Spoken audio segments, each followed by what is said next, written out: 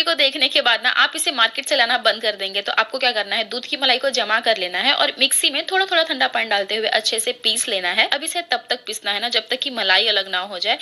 आज आपण इथे बनवलं आहे घरच्या घरी मस्त रवाळ दाणेदार असं साजूक तूप। हे तूप बनवण्यासाठी इथे आपण 1 लिटर दुधाची आठवड्याची साय फ्रीजमध्ये ठेवलेली ती काढून घेतली आहे। त्याच्यामध्ये 1 मोठा तांब्या थंड पाणी ओतलं आहे आणि नंतर रवीने या पद्धतीने आपल्याला ते चांगलं घुसळून घ्यायचंय। 15 ते 20 मिनिट घुसळल्यानंतर या पद्धतीने त्याच्यावर लोणी येते। हे लोणी आपल्याला एका भांड्यात काढून घ्यायचं आहे आणि हे लोणीही आपल्याला पाण्याने स्वच्छ 5 ते 6 वेळेला धुवून घ्यायचं आहे। लोणी धुतल्यानंतर एका भांड्यात काढून घ्यायचे, त्यातील सर्व पाणी आपल्याला निथळून घ्यायचं आहे। हे लोणी एका पातेल्यामध्ये घेतले जाड बुडाच्या आणि नंतर आपल्याला हे उकळून घ्यायचं आहे। या पद्धतीने अर्धा तास आपल्याला हे मध्यम गॅसवर लोणी उकळून घ्यायचं आहे। अर्धा तासानंतर आपलं कणीदार मस्त साजूक तूप तयार।